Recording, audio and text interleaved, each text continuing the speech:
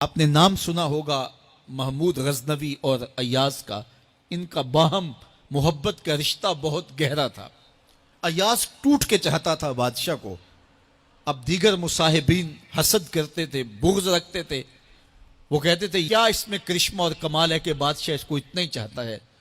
تو بادشاہ جب ان وزراء کا، مشیروں کا حسد حد سے بڑا ہوا دیکھا تو ایک دن سب کو اپنے دربار میں حاضر کیا. دربار میں ایک تالاب تھا، تو اس میں مٹھی بھر کے موتیوں کی پھینک دی اور ایک ایک وزیر کو کہا کہ یہ موتی نکال کے لاؤ، اور یہ خیال کرنا کہ تمہارا لباس بھی، تمہارا بدن بھی نہیں بھیگنا چاہیے.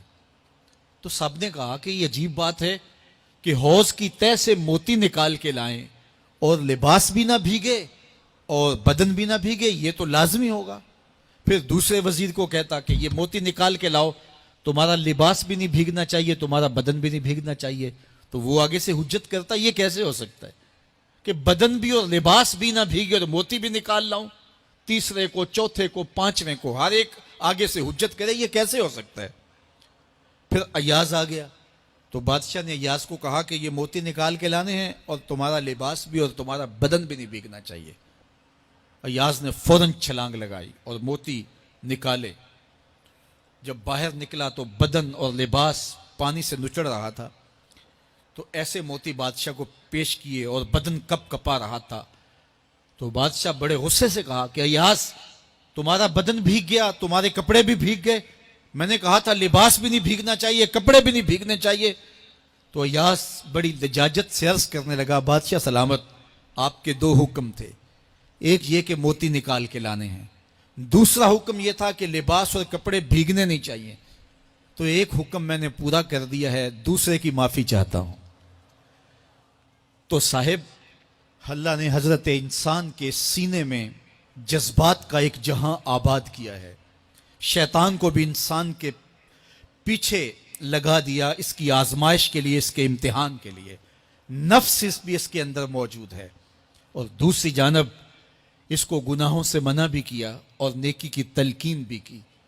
اب کتنی مشکل زندگی ہے حضرت انسان کی. آئی جان شکنجے اندر جویں ویلنے دے وچ گنا. کتنی مشکل زندگی ہے. خواہشیں ہیں کہ آوارہ ہیں، آرزویں ہیں کہ بے قابو ہیں، اور دوسری جانب اللہ کا حکم ہے. اب کیا کرے؟ تو گناہ کرنے کے بعد پھر اللہ کے حضور توبہ کر لے، جو ممکن ہو وہ نیکی کرے اور گناہ سے مقدور بر بچنے کی کوشش کرے. لیکن بشری تقاضوں کے تحت اگر اس سے گناہ کبھی سرزد ہو جائے تو اس پر اکڑے نہ اور اس پہ مصر نہ رہے، اس پہ اصرار نہ کرے، بلکہ فوراً اللہ کے حضور توبہ کرے.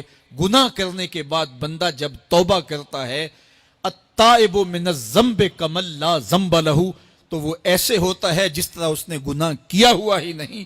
بندہ 100 بار گناہ کر کے توبہ کرے، اللہ 100 بار معاف فرما دیتا. وہ کریم ہے، 70 ماؤں سے زیادہ پیار کرتا ہے. تو بندے اس کی دہلیز پہ جب توبہ کرتے ہیں، رجوع کرتے ہیں اور اس سے معافی مانگتے ہیں، تو وہ یہ نہیں دیکھتا کہ یہ گناہ گار کتنا بڑا ہے. وہ یہ دیکھتا ہے کہ یہ میری دہلیز پہ آیا ہے اور اس کے ما قبل کے سارے گناہ معاف بھی کرتا ہے، بلکہ گناہوں کو بدل کے نیکیوں میں بھی تبدیل کر دیتا ہے.